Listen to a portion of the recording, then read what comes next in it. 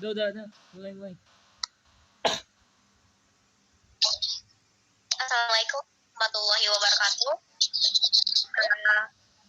Perkenalkan, kami dari kelompok 4 yang terdiri dari saya sendiri, Selvi Fatihah, ada Zahra Ufairah, Syafia Handayani, Maulana, kemudian ada Irsyad, dan Islah. Presentasikan tentang simbol permai atau tumbuhan terbuka. Yang pertama ada pengertian simbol permai yang dibacakan Zara. Pengertian gimnospermae secara harfiah, gimnospermae berarti gim, telanjang, dan sperma itu tumbuhan yang menghasilkan biji. Pada gimnospermae, biji nampak terekspos langsung atau terletak di antara daun-daun penyusun strobilus atau runjung. Nah, ciri-ciri gimnospermae ini: satu, mempunyai xilem atau floem yang berfungsi sebagai berpengangkut. Dua, floem pada tumbuhan berbiji terbuka tidak memiliki sel pengiring. Yang tiga, bakal biji atau ovarium tidak dilindungi oleh daun buah. Yang keempat, batang dan akar mengandung kambium yang bisa membuat tanaman tumbuh besar. Yang kelima, memiliki batang, akar, serta daun sejati, tetapi tidak memiliki bunga sejati. Yang keenam, akar jenis, akar blang. Yang ketujuh, daun tebal, kaku, serta sempit. Yang kedelapan, tulang pada daun tidak beragam. Yang kesembilan, alat berkembang biak atau kelamin terpisah, yaitu ovum berada di strobilus betina dan serbuk sari berada di dalam strobilus jantan. Yang 10, biji yang dihasilkan berupa bunga atau runjung. Yang ke-11, semua biji mengandung bakal dari tanaman yang bisa jadi tanaman dewasa. Yang ke-12, proses perkembangbiakan dimulai ketika sperma menuju ke sel telur lewat tabung serbuk sari. Yang ke-14, memiliki jaringan pembuluh yang rumit untuk mengangkut bahan makanan dan air. Yang ke-14, memiliki klorofil yang digunakan untuk fotosintesis. Yang ke-15, bentuk batang tegak lurus dan memiliki cabang. Yang ke-16, mayoritas daun tidak lebar. Kemudian ada sistem reproduksi.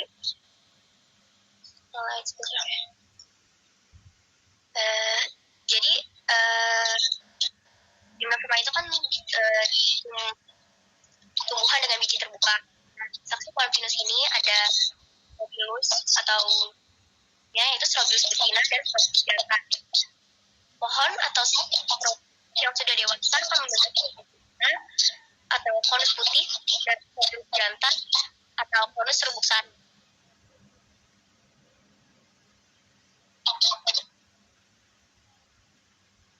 Nah, Strobilus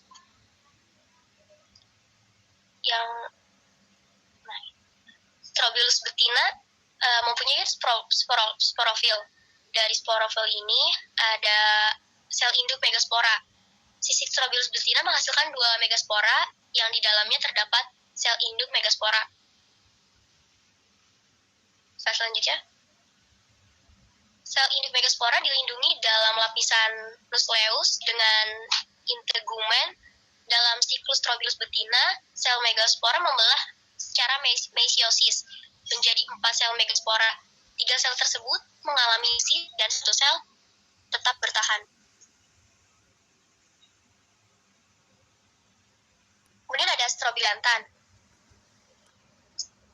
Siklus Strobilus jantan terdapat 1 mikrosporagium yang di dalamnya terdapat sel induk mikrospora 2N. Sel induk mikrospora lalu membelah secara mesiosis dan menghasilkan mikrospora.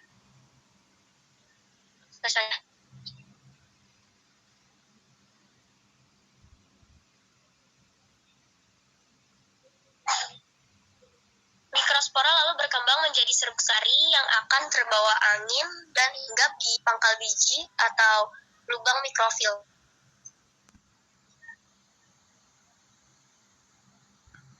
Sel Sel megaspora mengalami pembelahan mitosis dan menghasilkan archegonium dan serbuk sari yang menempel akan berkecambah.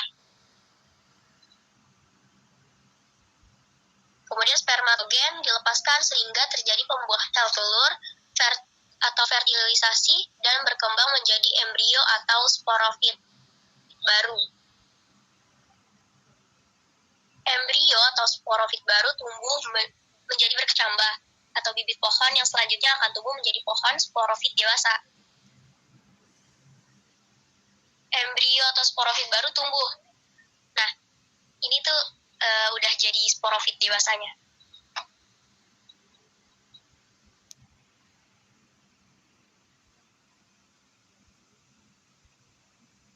Kemudian contoh dan manfaat gimnospermae akan dibacakan oleh Maulana. Contoh dan manfaat Gymnospermae. 1. Cemara biasanya digunakan sebagai bahan bangunan untuk membuat rumah atau bangunan. 2. Beberapa manfaat yang dapat diperoleh dari pohon pinus, diantaranya adalah getahnya dapat diolah sebagai bahan utama dalam pembuatan sabun dan cat. Selain itu juga dapat dimanfaatkan dalam industri parfum, hiasan, atau souvenir dibuat dari pohon Staurbirus pinus. 3. Yaitu tanaman pakis haji. Ini biasanya dibudidayakan sebagai tanaman hias atau sebagai tanaman biasanya yang dapat ditanam di pekarangan rumah. Manfaat yang dapat diperoleh sangat bermanfaat, diantaranya adalah untuk obat infeksi dan mencegah osteoporosis. Terus 4. Zamia furfaracea merupakan nama latin dari tumbuhan zamia. Tanaman ini dijadikan sebagai tanaman hias bagi kebanyakan orang. Zamia dapat tumbuh pada kondisi cuaca yang panas, akan tetapi membutuhkan asupan untuk pertumbuhannya. 5. Manfaat yang dapat diperoleh dari pohon damak, diantaranya adalah kayunya dapat dimanfaatkan dalam pembangunan, getahnya dimanfaatkan dalam industri plastik, industri tekstil, dan industri cat. Damak juga dapat dijadikan sebagai obat HIV, penyakit sakit gigi, luka bakar, dan gangguan pada telinga dan mata gamens.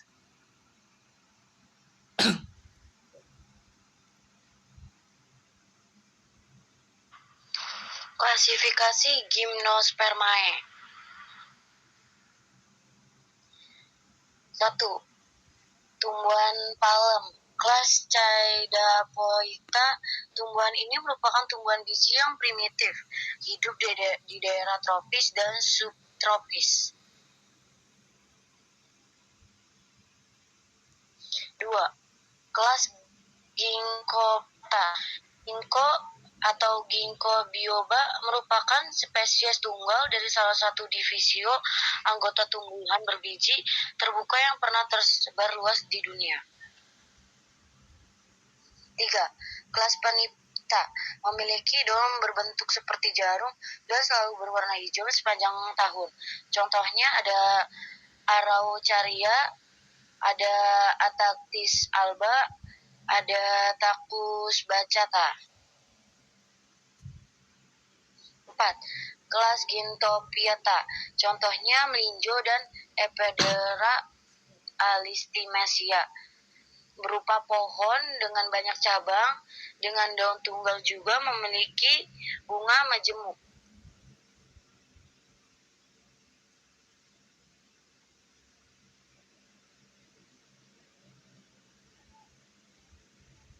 Baik, segitu aja presentasi dari kami. Kurang lebihnya mohon maaf.